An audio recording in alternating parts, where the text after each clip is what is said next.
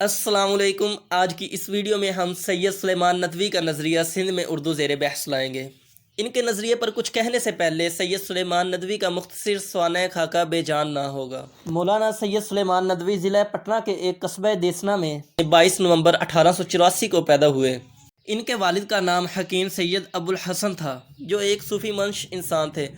تعلیم کا آغاز خلیفہ انور علی اور مولوی مقصود علی سے کیا۔ اپنے بڑے بھائی حکیم سید ابو الحبیب سے بھی تعلیم حاصل کی۔ 1899 میں پھلواری شریف چلے گئے، جہاں خانقہ مجیبیہ کے مولانا محی الدین اور شاہ سلیمان پھلواری سے وابستہ ہو گئے۔ یہاں سے وہ دربھنگہ چلے گئے اور مدرسہ امدادیہ میں چند ماہ رہے۔ 1901 میں دارالعلوم ندوۃ العلماء لکھنؤ میں داخل ہوئے۔ یہاں 7 سال تک تعلیم حاصل کی۔ 1913 میں دکن کالج پونا میں معلم السنہ مشرقیہ مقرر ہوئے۔ 1940 میں علی گڑھ مسلم یونیورسٹی نے انہیں ڈاکٹریٹ کی اعزازی سند عطا کی۔ عالم اسلام کو جن علماء پر ناز ہے، ان میں سید سلیمان ندوی بھی شامل ہیں۔ ان کی علمی اور ادبی عظمت کا اندازہ اس بات سے لگایا جا سکتا ہے کہ جب ان کے استاد علامہ شبلی نعمانی سیرت النبی کی پہلی 2 جلدیں لکھ کر 18 نومبر 1914 کو انتقال کر گئے، تو باقی 4 جلدیں سید سلیمان ندوی نے لکھی۔ اپنے شفیق استاد کی وصیت پر ہی دارالمصنفین اعظم گڑھ قائم کیا اور ایک ماہنامہ معارف جاری کیا۔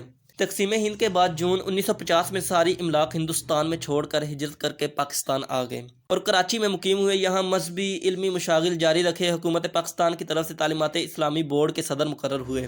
69 سال کی عمر میں کراچی میں ہی 22 نومبر 1953 کو انتقال کر گئے۔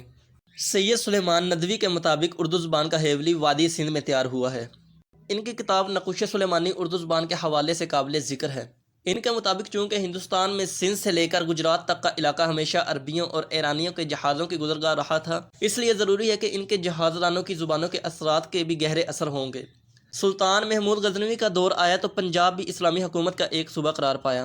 مزید برآں پورے برصغیر میں اسلامی جھنڈا لہرانے لگا اور چھوٹی چھوٹی حکومتوں میں بٹا ہوا یہ خطہ ایک مرکزی حکومت کے تابع ہو گیا۔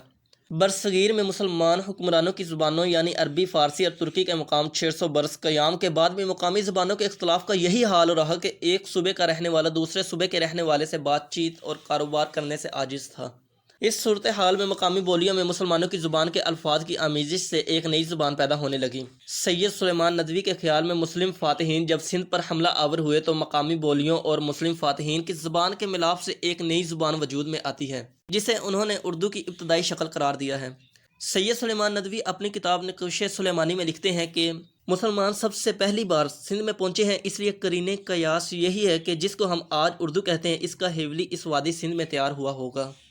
سید سلیمان ندوی کے بیان سے ایک بات واضح ہوتی ہے کہ انہوں نے یہ بات محض اس بنا پر کہی ہے کہ جس زبان کو آج ہم اردو کہتے ہیں، اس کا ہیولی اس وادی سندھ میں تیار ہوا ہوگا۔